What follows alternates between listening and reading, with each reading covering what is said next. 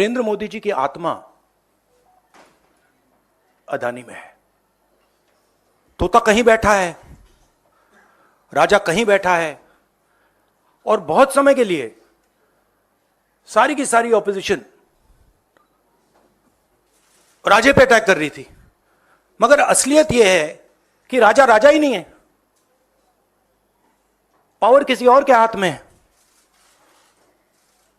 अदानी जी के हाथ में है। जैसे ही हम अदानी जी को टच करते हैं, इंटेलिजेंस एजेंसीज, स्नूपिंग, सीबीआई, मैं पहले सोचता था number 1 prime minister, number 2 Adani, number 3 Amit Shah. Actually ये गलत है। Number 1 Adani, number 2 prime minister, number 3 Amit Shah. अब हिंदुस्तान की पॉलिटिक्स हमें समझ आ गई है, और अदानी जी बच के नहीं निकल सकते, क्योंकि अदानी जी को हमने ऐसे घेरा है, तोते को हमने ऐसा पकड़ा है कि वो बच के नहीं निकल सकता है। और इसीलिए सारा का सारा हो रहा है डिस्ट्रैक्शन पॉलिटिक्स, कि देश की निगाह, ऑपोजिशन की निगाह पिंजरे में बैठा हुआ तोते की ओर ना चले जाए। तो हमें काफी क्लैरिटी है। आप देखिए, पूरे ऑपोजिशन के खिलाफ यहां पे एप्पल का नोटिस आता है। मैंने इसको थोड़ा आपके लिए बड़ा करके दिखाया है, देखिए अच्छी तरह देखिए, ये तोते का काम है, राइट? इसमें लिखा है, Apple believes you are being targeted by state sponsored attackers who are trying to remotely compromise the iPhone associated with your Apple ID.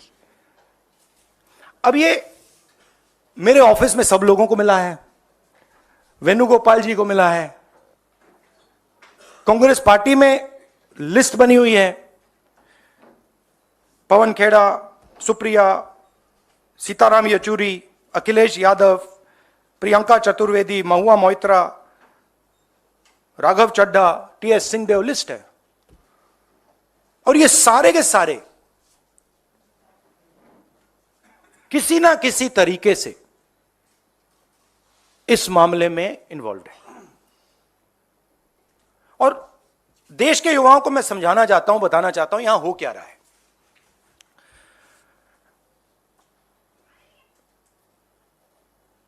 आपका ध्यान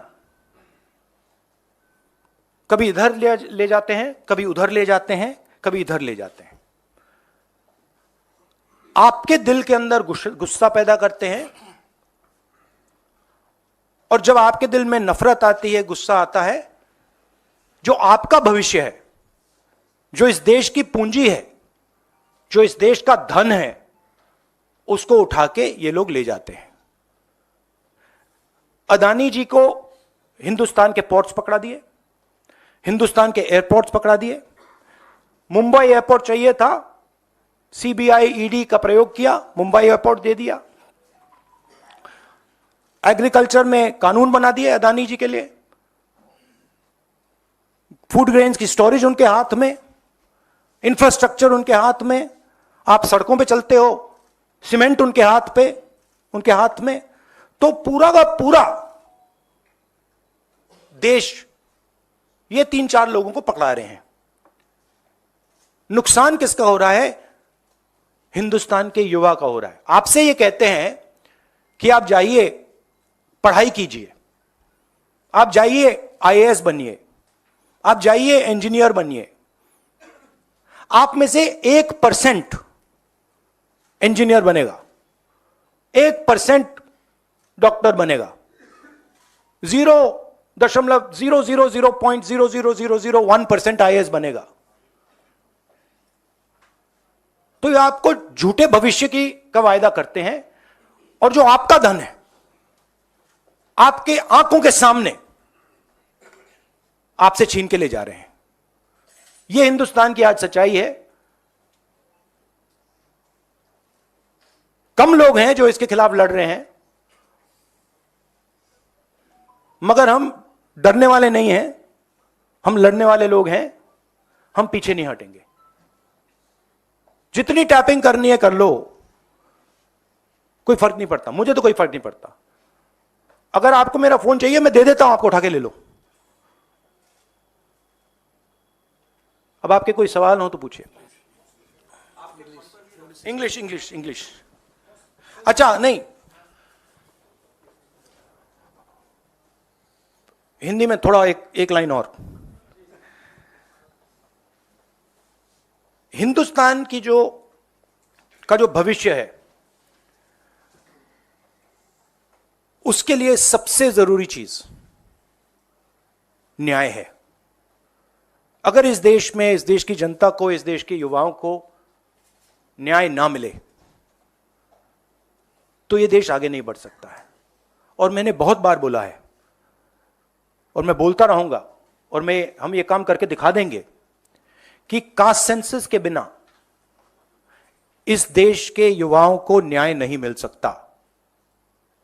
और ये पूरा का पूरा डिस्ट्रैक्शन जो हो रहा है, जब अदानी जी पैसा चोरी करते हैं, किससे चोरी करते हैं? देश की आम युवा से चोरी करते हैं, पिछड़ों से चोरी करते हैं, दलितों से चोरी करते हैं, आदिवासियों से चोरी करते हैं। जब अदानी जी कोयले में, ऑस्ट्रेलिया में जब नाव चलती है, यहां आती है, जब वो ओवर इनवॉइसिंग करते हैं, तो अदानी जी किसकी जेब से चोरी कर रहे हैं पैसा? जो आप बिजली खरीदते हो उसमें अदानी टैक्स है, ट्रेन में आप जाते हो उसमें अदानी टैक्स है, फ्रेट घूमता है उस पर अडानी टैक्स है। टैक्स किससे, कहां से आ रहा है?